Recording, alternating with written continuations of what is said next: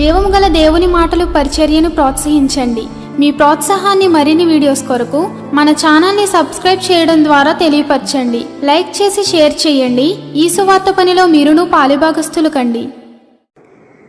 జీవంగాల దేవుడి మాటలు వింటున్న మీ అందరికీ వందనాలండి. జీవంగాల దేవుడి మాటలు ఈరోజు మీతోని నాతోని ఏం మాట్లాడుతున్నారో విన్నావా? మరి ప్రియా దేవుడి సంఘస్థులారా, ఈరోజు వాక్యాంశము, నీవు ఎవరినందు భయభక్తులు కలుగున్నావు? హల్లెలూయా. ప్రియా దేవుడి సంఘస్థులారా, మీరంతా బాగున్నారు కదా? దేవుడి కృప చూపించి మనకి మరొక నూతన రోజు అనుగ్రహించారు. ఆయన నామను గొప్ప చేయడానికి, ఆయన నామములో మనం అందరం ప్రకాశించడానికి మరి ఉదయకాలమే లేచి ప్రార్థనలు చేసుకున్నారా? బైబిల్ చదివారా? మరి ఇంకా ప్రార్థన చేసుకోకపోతే తొందరగా ప్రార్థన చేసుకోండి. బైబిల్ చదవండి. అనేకుల కొరకు ప్రార్థనలు చేయండి. మరి ఎంతోమంది అప్పుల సమస్యలతో నలిగిపోతూ ఉన్నారు. ఎంతోమంది అనారోగ్య సమస్యలతో ఉన్నారు. ఈ చలి తీవ్ర వాళ్ళు ఎంతోమంది ఇబ్బంది పడుతున్నారు. మరి వీటి విషయంలో భారం కలిగి ప్రార్థించండి. మీ కొరకు నేను ప్రార్థిస్తున్నానండి. అలాగే ఈ దినము జీవంగాల దేవుడి మాటలో ఏం మాట్లాడుతున్నారో మొదటి నుంచి చివరి వరకు విందాం. ఆ రీతిగా మన హృదయాలు సరిచేసుకుని ప్రభు రాకకే సిద్ధపడదాం. ఈరోజు వాక్య భాగము కీర్తన గ్రంథము 128 కీర్తన 1వ అక్షరం చూడండి. యెహోవానందు భయభక్తులు కలిగిన వారు, ఆయన తోవ నడిచిన వారు అందరూ ధన్యులు అని రాయబడిందండి. హల్లెలూయా. ప్రియ దేవుడి సంఘస్థులారా, ఈ దినం పరిశుద్ధాత్మ ద్వారాగా ప్రభు మనకి ఇక్కడ తెలియజేస్తున్న మాటలు ఏంటంటే, ఇక్కడ ఏముందంటే యెహోవానందు భయభక్తులు కలిగిన వారు, ఆయన తోవలో నడిచిన వారు ధన్యులు అని ఉంది. మరి ఆయన నందు భయభక్తులు కలిగి ఉన్నామా? ఆయన తోవలో నడుస్తున్నామా? మరి అలాగైతే నువ్వు ధన్యుడివి, ధన్యురాలివే. లేదు, మరి మనుషులందు భయభక్తులు కలిగి దేవుడి నందు ఏదో వెళ్ళిపోతూ ఉన్నావేమో, ఒకసారి పరీక్షించుకో. నువ్వు ధన్యుడివి కావాలంటే ఆయన తోవలో నడవాలంట. మరి భయభక్తులు కలిగి ఉంటున్నామా? చాలామంది మనం ఎలా ఉంటామంటే మనుషుల భయం కలిగి ఉంటాం, దేవుడి భయం మర్చిపోతాం. దేవుడు అయితే ప్రకటన గ్రంథంలో ఒక మాట చెప్తున్నాడండి. అదే ఈ జీవగ్రంథంలో మరొక చోట కూడా ఉంటుంది. ఏమనంటే, మిమ్మల్ని చంపినవాడికి మీరు భయపడకండి, మిమ్మల్ని నరకంలో పాడేసేవాడు అన్నాడే, అతడికి మీరు భయపడండి అని చెప్తున్నాడండి. హల్లెలూయా.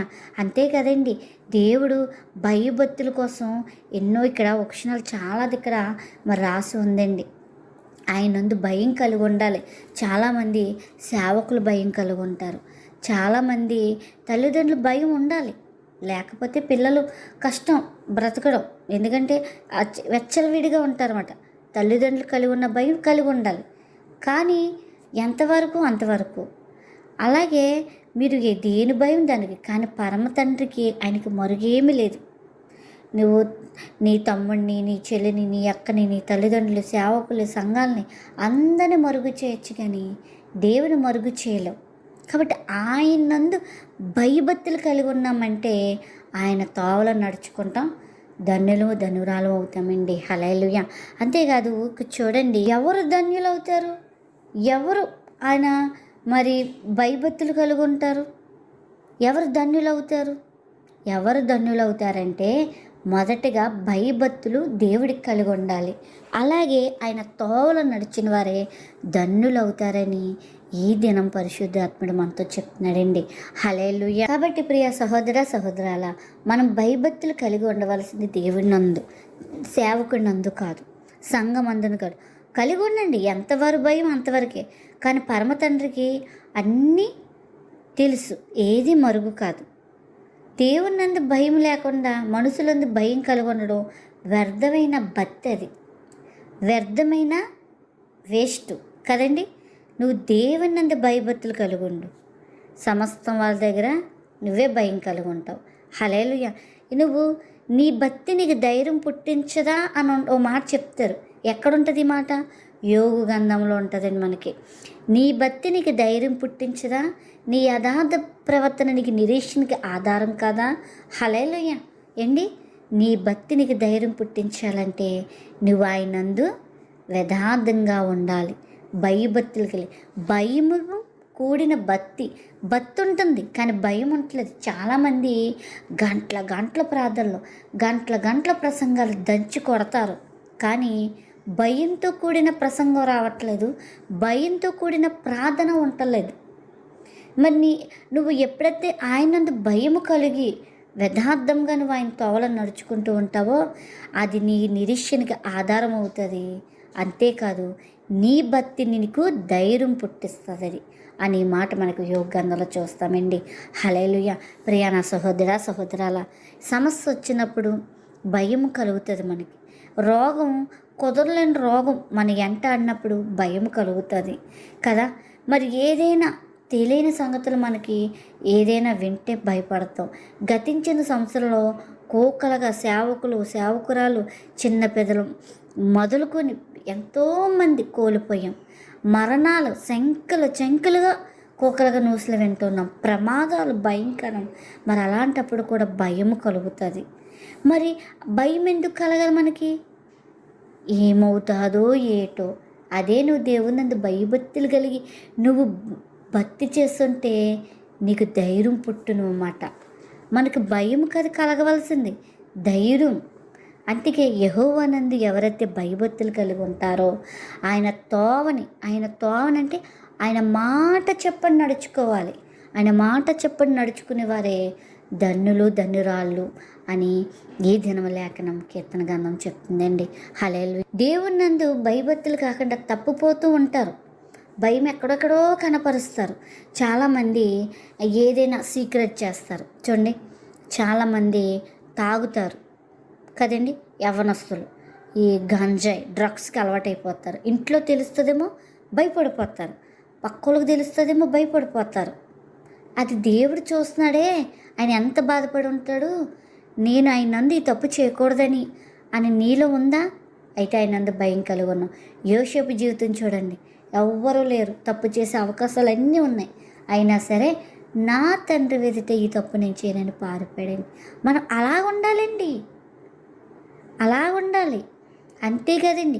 చూడండి, మరి ఆదికాండలో మనం చూసుకుంటే మరి ఇక్కడ ఎవరు ఆగర్ అంటది, చూచుతున్న దేవుడిని నేను ఇక్కడ చూస్తున్నాను అంటే ఆగర్కు తెలిసింది ఈయన అన్నీ నన్ను చూస్తున్నాడు, నన్ను గమనిస్తున్నాడు అని తెలిసింది. కానీ భయం లేదు ఆవిడికి.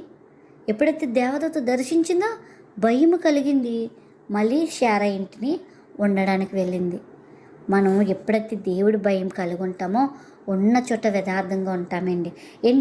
ఇప్పుడు గలప కంట్రీలో పనులు చేస్తాం కదా మేము, మా చుట్టూ కెమెరాలు ఉంటాయి.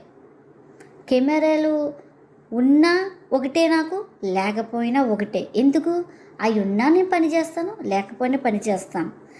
దాంట్లో డమ్మీ పని ఏమి లేదు, అవి ఉన్న ఒకటే లేకపోయినా ఒకటే. మా ఇంట్లో డబ్బింగ్ కూడా ఉంటుంది. నేను ఏం మాట్లాడినా వాళ్ళకి టైపింగ్ లైవ్లో వస్తుంది, వాళ్ళ అరబీలో మాట్లాడి కూడా చెప్పేస్తుంది. అయితే అది ఉన్న ఒకటే, నాకు లేకపోయినా ఒకటి. ఎందుకంటే నా పని నేను చేసుకుంటూ పోతున్నాను.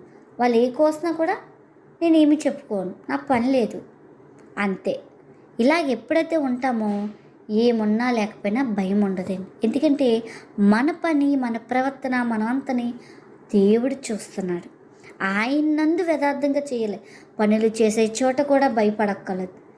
భయము ఆందోళన గురి చేస్తుంది, మన రోగాలకి దారితీస్తుంది, ఎన్నో అలసట్లు మనలో ఎదురవుతూ ఉంటాయి. కాబట్టి భయము దేవునందు పెట్టండి, ధైర్యంగా ఈ లోకంలో జీవిద్దాం.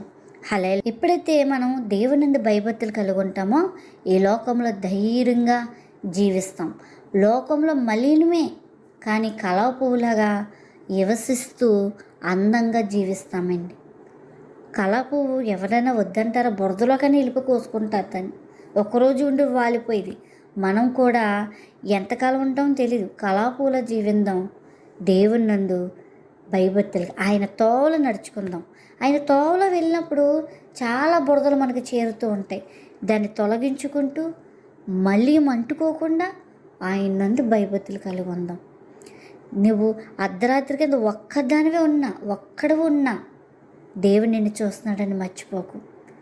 నీ ఒంటరితనమే నీ సాక్షిగా నిలబడుతుంది. ఒకరోజు నలుగురిలో ఉన్నప్పుడు నువ్వు భక్తిగా ఉండొచ్చు, కానీ ఒంటరిగా ఉంటావు. చూడండి, ఒంటరిగా ఉన్నాడంటే యాకోబు దేవుని కొనియాడాడండి, పెనుగులాడాడండి.